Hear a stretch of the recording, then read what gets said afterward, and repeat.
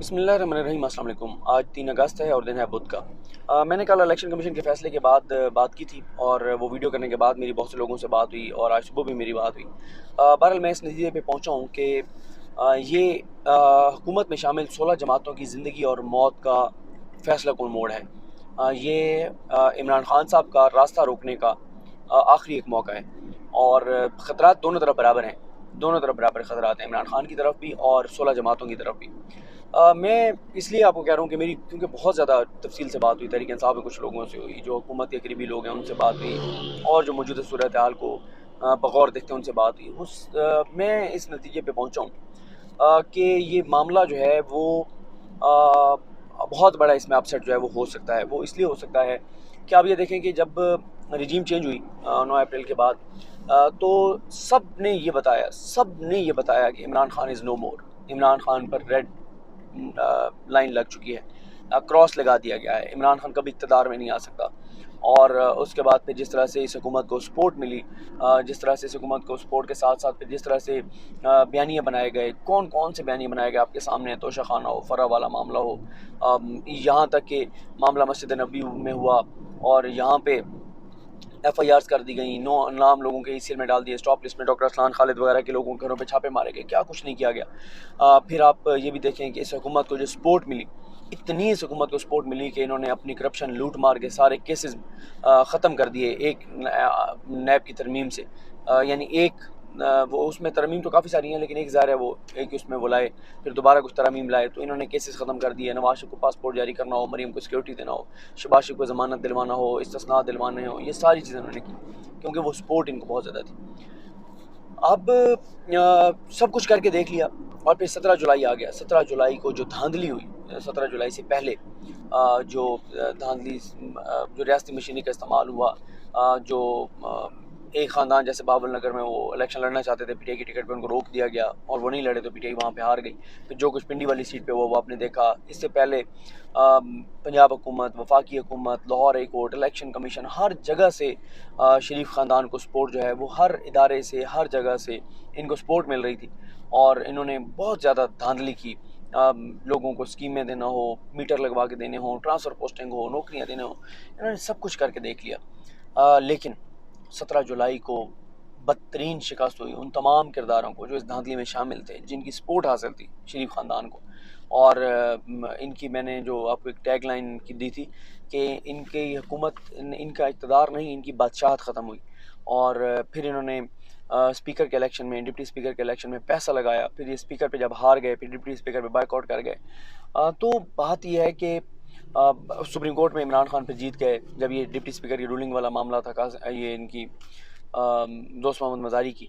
तो ये इस वक्त जो है वो एक तो आईनी अदालत में हार गए, अवामी अदालत में हार गए, बयानी इनके पिट गए, कारकर्दगी इनकी आपके सामने है। 3-4 माह में इन्होंने जो मुल्क का हशर नशर कर दिया है, जो मुल्क की तबाही और बर्बादी फेर दी है, जो मुल्क की मईशत के साथ किया है, जो आम आदमी के साथ किया है। इस वक्त भी जब मैं आपसे बात कर रहा हूँ, ट्रांसपोर्टर्स की हड़ताल चल रही है, मुश्किलात हैं लोगों के लिए और ताजिर जो है वो धमकी दे रहे हैं एहतजाज की।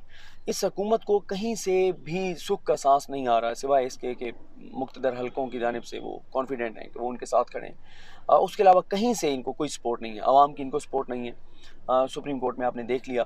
हाँ, इलेक्शन कमीशन भी बेसिकली सिकंदर सुल्तान राजा इनके वो सिकंदर सुल्तान राजा इनकी वजह से भी शायद करते हों, लेकिन असल तो मामला कुछ और है। सिकंदर सुल्तान राजा जो फैसले दे रहे हैं वो मामला सिर्फ शरीफ ख़ानदान उसकी वजह नहीं है। तो अब इस सारे सिनेरियो में इनको नज़र आ रहा है कि इलेक्शन में क्यों नहीं जाना चाहते। अगर ये जो कहते थे कि 20 में से 17 सीटें मुस्लिम लीग नून जीत जाएगी, तो मैंने तो उसका कहा था कि अगर 20 में से 17 सीटें आप जीत रहे हैं तो आप आम इंतखाबात में चले जाएँ। इससे अच्छा क्या मौका है कि आप 17 सीटें जीत जाएंगे। लेकिन फिर जो इनके साथ हुआ, 17 ही हार गए और फिर जिस तरह से एक जो है वो हराई गई सीट PTI को और वो सारी चीज़ें आपके सामने, कर्नल शबीर वाली।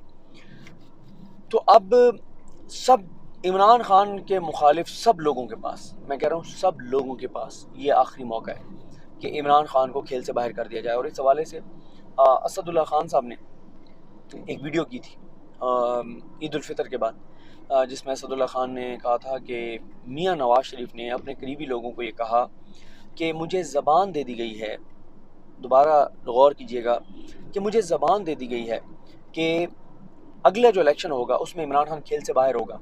और मियाँ नवाज शरीफ ये कहते हैं कि क्योंकि मियां नवाज शरीफ को कहा लोगों ने, वहाँ जो उनके करीबी सहाफ़ी थे और कुछ कारकुनान थे, रहनुमा थे, कारकुनान तो नहीं, रहनुमा थे, कारकुनान से वो कहाँ मिलते हैं। उन्होंने कहा मियां साहब हमने क्या किया है, हमने इक़्तिदार लेके और अपने आप को तबाह कर लिया, बर्बाद कर लिया, हमने तो बहुत गलत किया मियां साहब, हमें ये नहीं करना चाहिए था। तो इमरान खान की पॉपुलैरिटी बढ़ रही है, सारी चीज़ें हमारे ऊपर पड़ गई हैं, जो जो हम चीज़ें कर रहे हैं।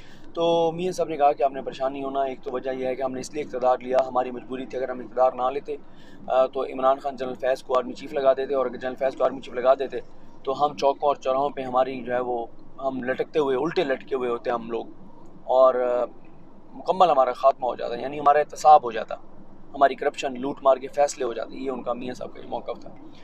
और दूसरा ये है कि इमरान खान सदारत निज़ाम ले आता जनरल फैज़ के आने से। और तीसरा जो है, जब ये बात कि जी हम तो अनपॉपुलर हो रहे हैं, हमारी तो साख मुतासर हो रही है, हमारा तो वोट बैंक ख़राब हो रहा है, हमारे तो अपने कारकुनान चढ़ दौड़े हम पर, उस पर मियां साहब ने कहा कि आपने घबराना नहीं है, हमें ये ज़बान दी गई है कि इमरान खान जो है वो खेल से बाहर कर दिया जाएगा। क्या ये वो कमिटमेंट है जो नवाज शरीफ को दी गई है? ये एक बड़ा सवाल है। और जिस तरह से देखें मसला क्या है, दोबारा मैं उस बात को दोहराऊँगा कि फ़ैसले में कुछ नहीं है, फ़ैसले में कोई वो चीज़ नहीं है कि आप कहेंगे फ़ैसले में को बहुत खौफनाक ऐसी चीज़ आ गई है कि इमरान खान को भारत फंडिंग कर रहा था, कोई इसराइल फंडिंग कर रहा था, कोई यहूदी फंडिंग कर रहे थे, कोई फ़लाने। अच्छा, एक तो ये भी है कि अगर फंडिंग को कर रहा था तो उसका कोई मकसद होगा ना। ये कैसा यहूदी एजेंट है जिसको यहूदी लेके आए हैं और उसने अक़वाम मुत्तहिदा में जो है वो उसने करवा लिया कि जो इस्लामोफोबिया उसका दिन मनाया जाएगा। ये कैसा यहूदी एजेंट है जिसने अमेरिका में बैठकर, जिसने अक़वाम मुत्तहिदा के फ़ोरम पे खड़े होकर उसने सारे मुल्कों के जो सामने सरबराहान मौजूद थे उनकी आंखों में आंखें डाल के नबी करीम सल्लल्लाहु अलैहि वसल्लम की शान बयान की, उसने नामूस रसूल सल्लल्लाहु अलैहि वसल्लम की बात की। उसने अपने पाकिस्तान के अंदर उसने ऐसे इक़दाम किए जिसको बहुत ज़्यादा तनकीद की गई, जिसने पर्दे के हवाले से ऐसी बात की कि पूरी दुनिया का मीडिया चीख उठा ये हमारे लिबरल्स माफिया और ये सारे।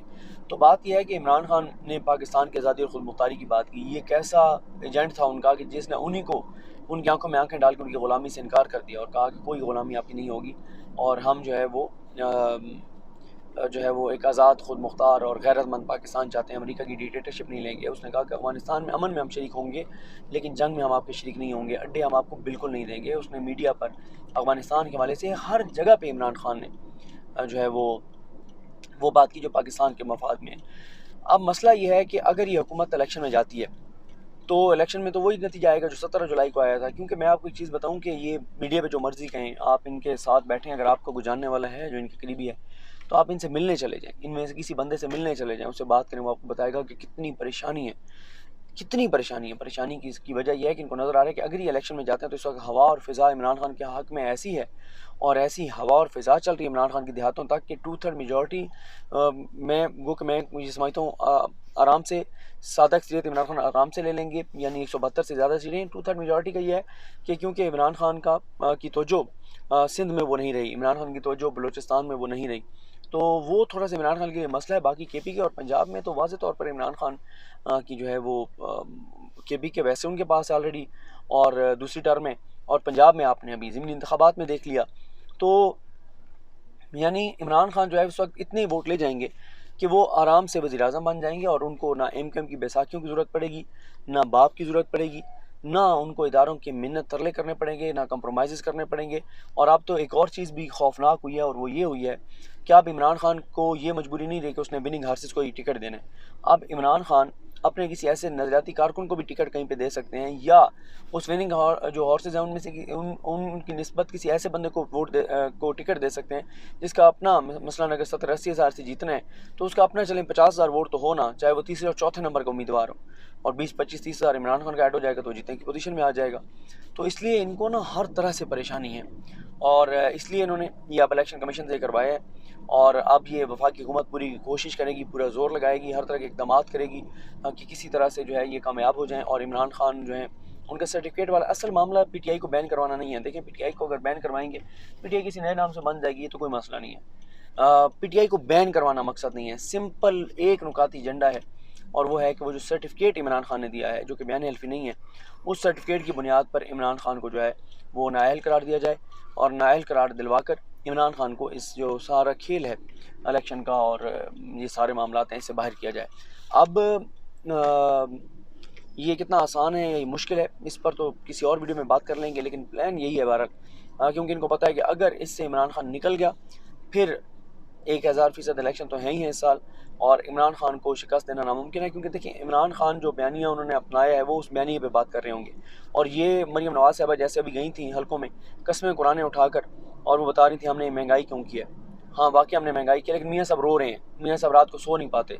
कभी दाएं करवट लेते हैं, कभी बाएं करवट लेते हैं, फिर उठ के बैठ जाते हैं, सामने सोफे पे बैठ जाते हैं, फिर उठ के बाहर बर्गर खाने चले जाते हैं। इतने परेशान है मियाँ सब। लंदन में बैठे हैं, पाकिस्तान आने को तैयार नहीं है, अपनी ज़िंदगी में वो पाकिस्तान आने का फ़ैसला कर चुके हैं, इतने ज़्यादा वो पाकिस्तान से मोहब्बत करते हैं। तो ये वजाहतें देंगे और इमरान खान अपना बयानिया बयान करेंगे।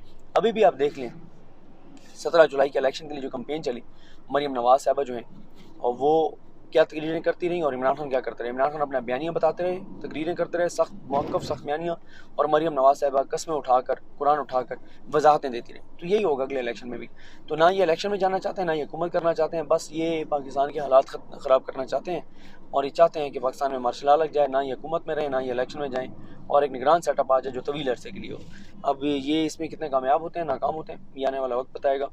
और जो है वो इसमें जो भी डेवलपमेंट्स हैं हमारे आपको आगाह करेंगे। मुझे दुआ में याद रखें। अलग हम सबका हामी नासरू। अल्लाह हाफ़िज़।